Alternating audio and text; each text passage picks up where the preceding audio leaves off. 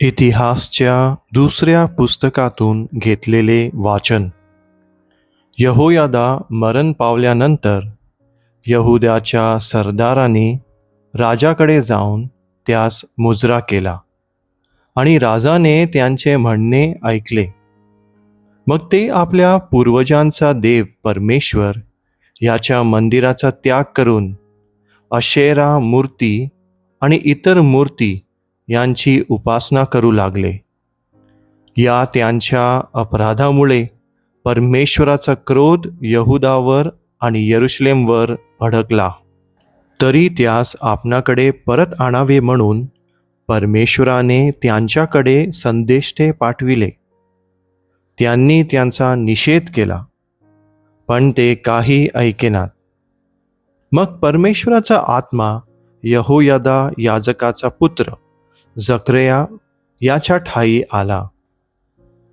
त्याने उंच जागी उभे राहून लोकांस म्हटले, देव म्हणतो, तुम्ही परमेश्वराची आज्ञा का उल्लंघिता? अशाने तुम्हास यश येणार नाही. तुम्ही परमेश्वरास सोडले म्हणून त्यानेही तुम्हास सोडले आहे. मग त्यांनी त्याच्या विरुद्ध कट करून राजाज्ञेने परमेश्वराच्या मंदिराच्या अंगणात त्यास दगडमार केला. याप्रमाणे त्याचा बाप यहोयादा याने केलेले उपकार योवाश राजा स्मरला नाही, पण त्याने त्याच्या पुत्रास वधले.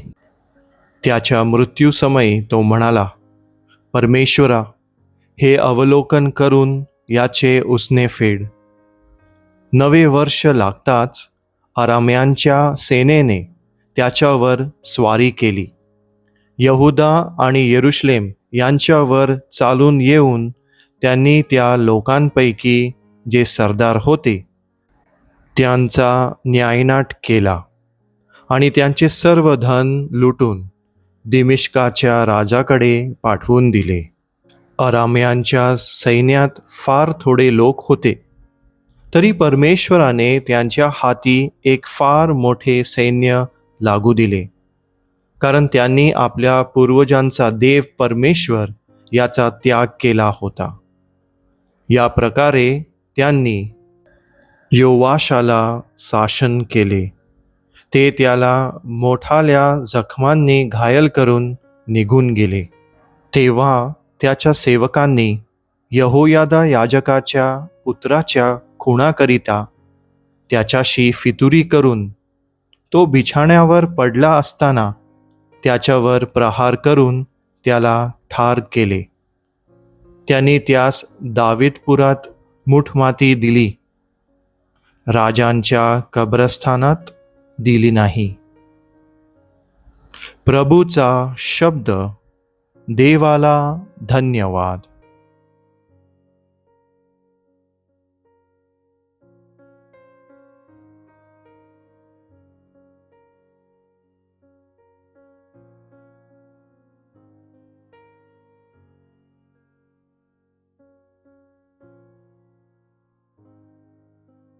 मथई लिखित पवित्र शुभवर्तमानातून घेतलेले वाचन.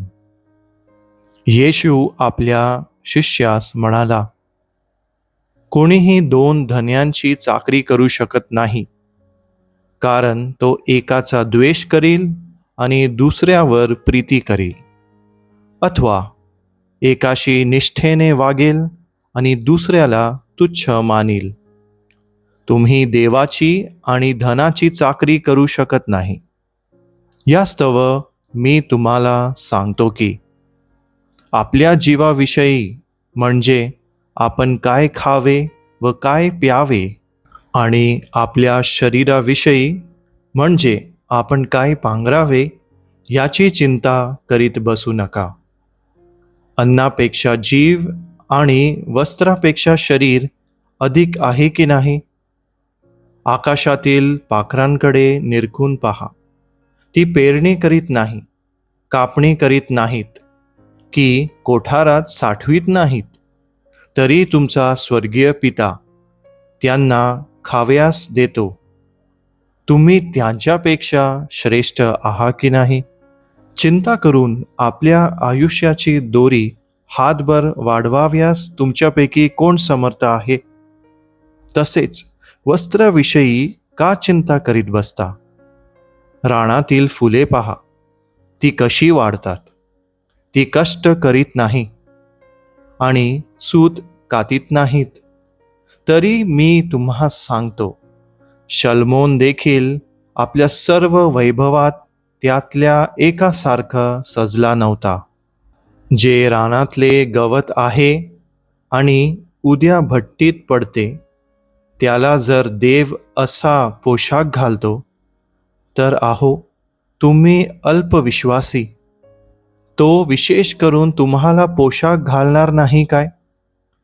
यास्तव काय खावे, काय प्यावे, काय पांघरावे असे म्हणत चिंता करीत बसू नका. कारण ही सर्व मिळवण्याची धडपड परराष्ट्रीय लोक करीत असतात. तुम्हाला या सर्वांची गरज आहे हे तुमचा स्वर्गीय पिता जाणून आहे. तर तुम्ही पहिल्याने त्याचे राज्य आणि त्याचे नीतिमत्व मिळवण्यास झटा. म्हणजे त्यांच्याबरोबर याही सर्व गोष्टी तुम्हाला मिळतील. यास्तव उद्याची चिंता करू नका, कारण उद्याची चिंता उद्याला. ज्या दिवसाचे दुःख त्या दिवसाला पुरे. प्रभूचे शुभ वर्तमान. हे प्रभू येशू ख्रिस्ता, तुझी स्तुती असो.